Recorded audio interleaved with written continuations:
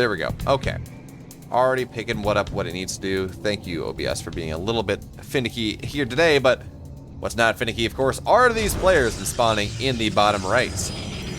In the red, for Raise Your Edge Gaming, it's ZEST.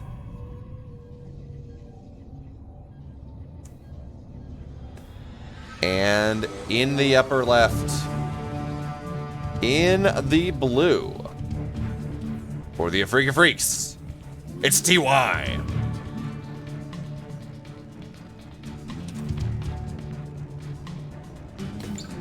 Of course, so this is a weekly tournament, and for those of you who are not aware, the Kung Fu Cup, it is a Chinese-sponsored tournament that primarily attracts Korean talent, has been going for a number of years now. And it really does provide some of the best games on a week-by-week basis. Now, yes, of course, are you going to see the level of some of the Serral versus Beyond games we saw at TSL 6? No, not really. But are you going to see some incredible games and some really standout performances in this tournament? Absolutely. And TY versus ZEST, I mean, what better matchup could we get here to start the evening off, to start the video off? As, of course, ZEST, he's been on a bit of a resurgence as of late, but well, seems to be a bit of a tricky resurgence, to be totally honest. There are some days he looks really good, and some days he doesn't, and he's really gonna have to put in one of those better days. As TY opening up with a double barracks marine pressure coming on in here. That is something that is rather strange. You almost never see that. You see maybe proxy reapers or proxy marauders, but well, Marines, a bunker rush with Marines, that is not something you see all that often. And more importantly, look at this bunker positioning here. It is just going to be just in range of the high ground buildings. But really not going to be able to push all that much yet. Now, okay, we have one Marine out, and we're just going to see, of course, the SCV here looking for that high ground position where it can maybe actually get some damage done. Provide vision and start shelling away at that Zealot. But now we have more and more Marines coming on in here. And the SCV is going to find the high ground, of course, and, well, SCVs are slightly faster than Zealots, so no big deal there. Now with 2 Marines coming on in, but there is a Stalker. And Stalkers, they will out-micro these Marines, so 1 Marine should die immediately, but we will have 2 on into the bunker. And it does not matter really how much damage that Marine takes, although nice shot there from ZEST. We'll be able to remove that 1 SCV, means there's only 1 SCV left, and yep. Well, okay. Okay, this is pretty cool. So I'm sitting here thinking, yeah, there's not really much that's going to happen here. The SCV isn't really going to be able to survive getting up on the high ground, and it's not going to really happen, but barracks have 1,000 health, and they can sit there in the neutral zone and cause this to shell away at things, and this is actually a really cool move here. This is not something I have ever seen. Now, the barracks are just going to sit on top of things, and there is a shield battery here, so if things get too problematic, of course, ZEST can redirect the shield battery energy for the time being.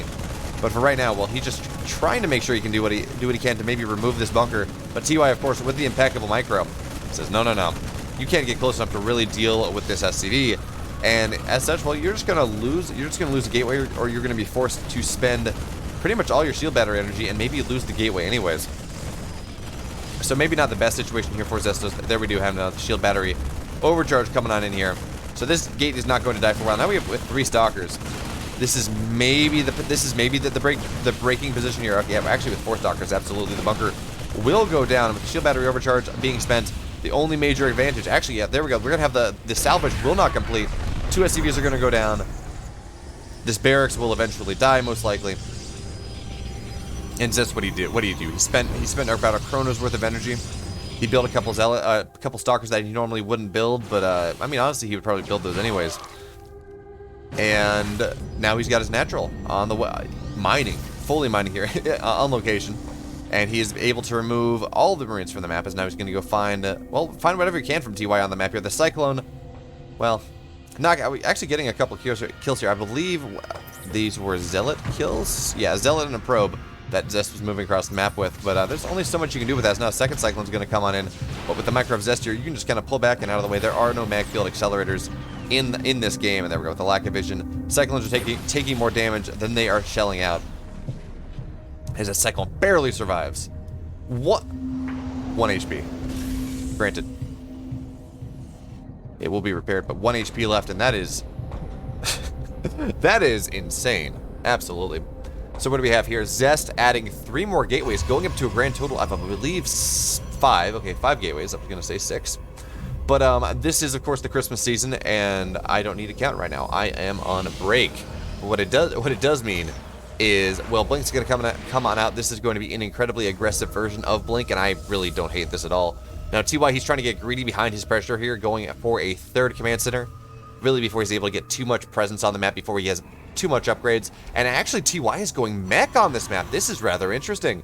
Should have picked up on the gas on the natural, but I guess I was looking more at ZEST build. So TY says, maybe if I just build a lot of tanks, a lot of cyclones, maybe I can hold this pressure coming on in. But this is, of course, 5-gate pressure, and TY did commit fairly heavily to this push, and to the early pressure that he got nothing. He got really nothing out of. I mean, he got a stalker? No, he didn't even get a stalker. He forced some zealots out. He maybe delayed the natural slightly. And he forced a shield battery overcharge? Yeah, no. That is not the type of damage you're looking for. But now ZEST, of course. Ooh, ZEST is trying to get real cheeky here. As, of course, he does have 5 gates. He does not have a third base on the way. Looks like, okay, he's preparing to get one now. But he does have 5 gates, and, of course, 5 Stalkers warping in right now. But look in this Warp Prism. 2 sentries coming on in, so it looks like he's just going to try to do what he can to blink into the main base. And then, of course, just overload the sentries. But now, of course, the Stalkers are going to blink on it. They say, hey, there's a juicy target here at this third base. How dare you try to take a third base in this game? It's going to micro on forward. Tanks are going to go down here.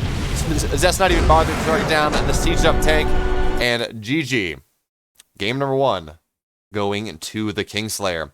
That was pretty cool. Of course, ZEST blinking on top of the sieged up tank, which means the tank's not really doing any damage to anything, so ZEST does not even need to worry about it.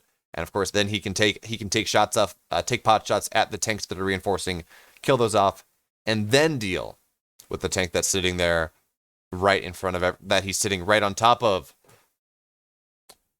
Okay, that's how game 1 went. Game number 2, though. Game number 2 is all loaded up. It's all ready to go. Let's get into things. And here we are, spawning in the upper right, in the red, up 1-0 in this Kung Fu Cup. It's ZEST. And his opponent in the bottom right, in the blue, representing the Afrika Freaks, looking to claw his way back and go to game number 3. Give it up for TY. Of course, TY rocking the Into the Clan tag here on this account of his. And Into the Clan is one of the largest, if not the largest, StarCraft clans in South Korea. Now, not to be confused with the team.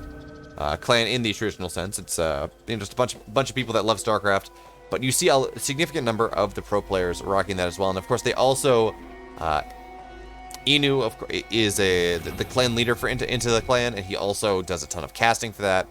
Into the Clan also sponsors a ton of Korean show matches. The Into the Alpha X series, I believe there are plenty of other videos on this YouTube of the games from those series. Of course, they are one of the title sponsors of that. So massive shout out to one of the oldest and perhaps one of the greatest StarCraft communities that exists in South Korea. They do great work, and make sure to check them out. Give them a little bit of support if you can find a way to do so. And now game number 2 is coming on in here. We don't see anything too crazy. Of course, this probe is going to do what it can to as long as possible to delay this third command center, but TY with the quick fingers says, nah, you don't get to delay me. Don't get to delay me all that long. But this game, we don't see a double proxy barracks into a bunker rush to try to knock down the gateway from ZEST high ground. I mean, it was a cool idea, absolutely, but ZEST, cool as a cucumber, was able to just handle that just fine, and well, that snowballed rapidly into a victory in game number 1, though. Game number 2, well, we're just going to have to see what our red Protoss, what our blue Terran decide to go for here, as we have not really seen too much deviation from the standard at this point. Although I believe, well, never mind, there is the Reaper. Now the Adept will find this immediately, take 2 shots off. And there we go. Actually, we'll get the third shot off anyways. So that Reaper getting absolutely nothing done here. ZEST has done such a good job of denying as much scouting as possible from our blue Terran player here. So TY, he is pretty much in the dark. What does he know? He knows a second gas was taken. He knows the timing that was taken. That is about it. He does not know about the Twilight Council, although from the gas timings, he can probably extrapolate that. He knows that it's not going to be some sort of early Stargate, just considering the fact that it was 1 gas for so long. So now TY, I guess scouting in the corner, just looking for anything spooky there. Now the SCV is going to go back for a rescout. But now this Adept's going to go in and get one Adept Forge Troubles. I don't think it's going to be able to get more than that. I highly doubt that this Adept really finds its way into the natural in the slightest. Or, sorry, into the main base in the slightest. So he's going to go up here, try to see whether he can maybe take some pot shots at the Marines, at the Reaper, or the Hellions that are coming on out. And TY, he's just going to lower the ramp. He says, okay, well, you know, if you want to fight, I'll give you a fight. And he will force this Adept back. But I mean, realistically, the Adept's not trying to get too much done. Actually, it got exactly what it wanted to get done. It got an SCV. But more importantly, it prevented mining from TY's natural for a good bit here. Now TY going into a medevac drop behind this. We do have this one Hellion comes down. It's just, I might as well buy something before I have the guess for Widow Mines.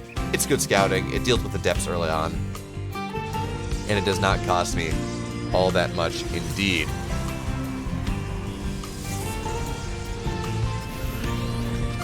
But now we're gonna have, how many Widow Mines were made? Only one Widow. Oh, that's interesting. So this is a interesting version of this drop. So now we have 5 Marines and 1 Medevac coming out across the map here. Generally, you would see 2 or 3 Widow Mines maybe, but now this is TY going for a little bit more of a sustained pressure, where you drop the Widow Mine and that protects the Marines protect the Widow Mine, and you just try to do some damage, be an annoyance, force some attention on top of the fact that you are doing some damage here. So now this Medevac will go out, will be spotted here, does see the fact that this third base is did go down before 4 minutes. And now the Marines and the Medevacs are going to come on in here. And ZEST, notice here, he's trying to target the Medevac down first, which of course puts a timing on things. A really great pull there from the probes. Really didn't have to lose much mining time at all, and he still only lost 2 probes, which maybe is not perfect, but is still pretty good here. And ZEST, once again, is in an incredibly good position going on into the mid-game. He has his third base down, third base finishing before 5 minutes. He has Blink just about done. How many gates does he have? He's sitting here on 3 gates, so not the most aggressive, but not the most offensive, and he did get a third base up at an excellent time behind this. And yes, these Stalkers, does he expect to get the world with them? No, but he is just going to blink past this. And there we go. He's going to go and get behind the mineral line and force the Terran to do something about it. Now the Raven will drop the will drop an auto turret, so wasting a ton of energy there, and he will only trade 1 Stalker for pretty much all the energy on this Raven, as well as, I believe it was 2 SCVs that he took down, which is massive, considering the fact that TY is going to look to eventually go on for a push here. He has +1 on the way, Stim on the way. So there's going to be a push just about 1 minute from now, and it's going to be 1 disabled short compared to where it normally would be. And if ZEST was going for Colossus, for example, well, that would be a pretty good deal for ZEST here, but it looks like ZEST is not doing that. He's only sitting on 3 gas for the moment, as he does get a Forge behind this, and Immortal on the way, sure. The Immortal's good, solid, nice, standard defensive units, but the whole idea behind this build is getting charged. Just swarming your opponent with tons of chargelets as they move across the map. And now ZEST will find the bunker. The bunker is going to go down here. And again, the point of this, yeah, it's good to do damage, absolutely, but this is stalling the push that's going to come a minute from now. And you might say, hey, Behemoth, how in the world is he stalling the push that we haven't even seen started yet?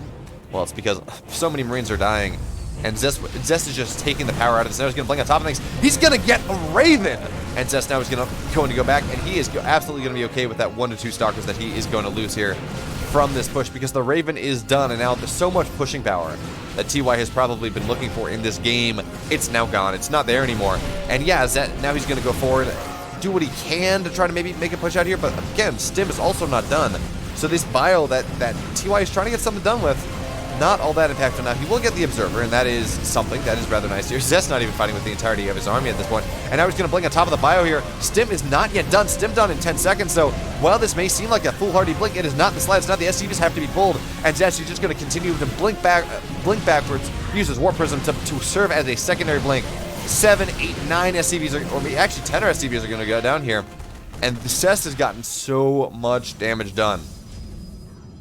And yes, TY does want to eventually maybe get something done here. Yeah, absolutely. Does want to move across the map. And +1 are done. Stim is done, but, well, look at ZEST's army. It's up here a little, but more importantly, these are chargeless. They don't die very fast at all. SCVs have to be pulled once again, and now look at the worker count here. ZEST at 64, TY at 37. He's rapidly being forced, not rapidly, he is forced into an all-in position at this point. No need to salvage the bunker. The bunker is dead, so we're just going to see TY move across the map as soon as Well, actually, really, realistically, I would expect to see him starting to move across the map now, but, well, these Stalkers, they are thorn in his side, as is this Warp Prism with a bunch of, a couple more Stalkers. We have Proxy Paladin coming on in there. So yeah, ZEST is going to try to drop things, but of course TY's army is there. Now we have our Stalkers at the front, again, just trading against the bio. And ZEST looks like on another planet in this game number 2. Now, of course, we have the drop coming in, but TY is well aware of things, and this Warp Prism will not be allowed to get in. I would like to see maybe see the Warp Prism take another angle for its next attempt, but at the very least, this is forcing army to stay home from TY, army that TY desperately needs to make sure he can make this push happen.